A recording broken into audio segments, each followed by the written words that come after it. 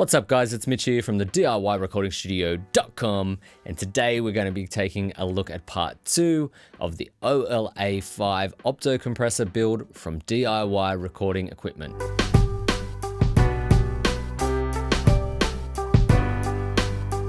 So welcome back to the channel guys, and if you haven't already, please remember to hit like and subscribe down below. And if you're new to the channel and you've got any questions about the gear that I'm using in this video, please hit me up in those comment sections down below. And if you haven't seen part 1 already of this build, I'll put a link right up here, but that's enough from me. Let's get into the build. So welcome back to the channel, and this is part 2 of the build, and we're going to start on sub bag 2, leading from where we were earlier. And you just want to start by sorting out all the components on the sorting sheets. And the first component we're going to be placing today are these rectangular film capacitors. And what I do with those is place them in the board and then solder one of the legs while holding the component in place rather than just using some tape. And then check its orientation, solder the legs remaining, and then trim the legs. And then we've got to place these small capacitors at C3, C7, and C11, and they're not polarized, so you can place them in and then solder them when you're ready. And then there's these tantalum capacitors which are polarized, so you want to be careful with those and make sure that the longer leg lines up with the plus. And place those in C8 and C10. And make sure that you've got the orientation correct, and then trim the legs on those as well. And the last component to place in the board are these 3 diodes at D1, D2, and D3. And you'll want to make sure that these are placed and orientated correctly because there is a positive and a negative side on these. So the black stripe on the body matches the white line on the PCB. So you just want to make sure you get the orientation correctly, otherwise you might end up blowing up these components. And then once you've got these diodes in place and double checked, you can go ahead and solder the legs and then snip them, and then we're ready to move on to the next bit. And then we're up to sub bag 3, and just like before, we want to sort through these components, make sure we've got all the bits we need. And then the first component we're going to place is C12, which is a film capacitor that isn't polarized. So we'll place that in the board and then solder one of the legs while holding it in place, and then just check the orientation and then solder the other leg and then give it a snip. And then we've got these small capacitors again, and they're not polarized, so you just need to put them in place and then bend the legs behind the board, and then you just need to solder them in place and then give the legs a snip. And then we've got to place the LED at the bottom of the board, and this is for the bypass switch to notify when that's engaged. And like the other LEDs, the positive leg of LED 5 is longer, so you want to make sure that the longer leg goes into the hole with the plus sign. And then what you want to do is insert it, and then the flat parts of the leads will touch the PCB, and then you just bend it over to where the front panel will line up. But it should line up nice and neat, and the sort of indication markers on the board will line up with where the light should go. There's sort of like this little cutout, and the LED will slot into that if you've lined it up correctly. And then once that's soldered in place, you can snip the legs.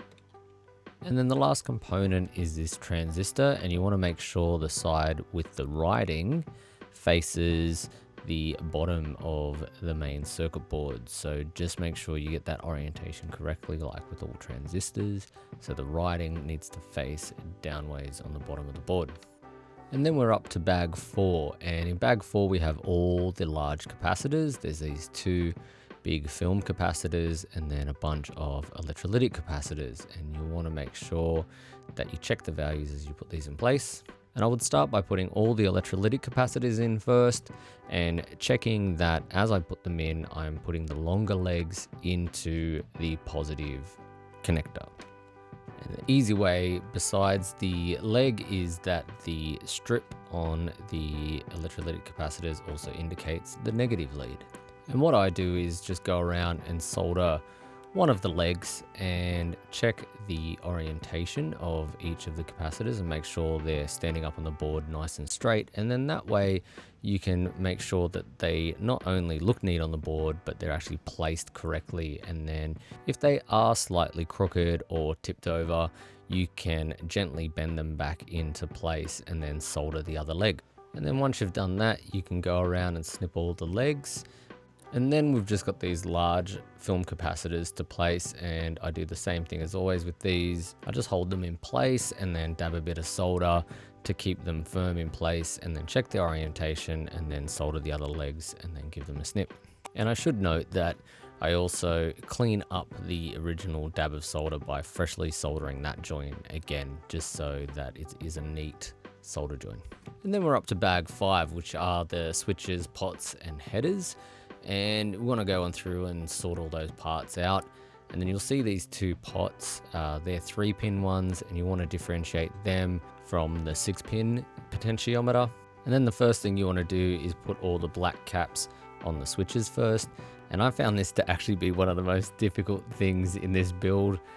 These particular caps and these switches are difficult to put together. And in the end, I found that pushing the switch into the cap when the cap was facing down on the table was kind of the easiest way to force the caps on. But yeah, these were not easy, and I was pretty worried about breaking the switches, to be honest.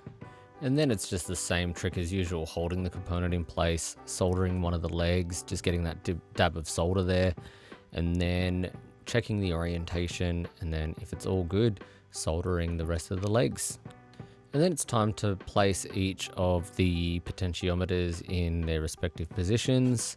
And then there's also this little trim pot there that you have to place, and that will help later on with calibrating the meters on the faceplate unit. And then you've got to put this female header in place, and it's pretty simple to do, just same as with the capacitors. Solder a leg and then check its orientation, and then solder the rest of the legs. And then the last thing to do is to put these standoffs on the board, and basically you just want to hold a screw through the board and then turn the standoffs on, and then just tighten them, but not over tighten them with a screwdriver. And then once that's all done, we're finished for part 2 of the OLA5 build. Next week we're going to look at the daughter board that attaches to where we just put these standoffs and holds the LED meters, and we're going to look at building the opto components and adding in the transformer and the op amp for the output stage of the compressor. But that's it for today. I'll catch you in the next one.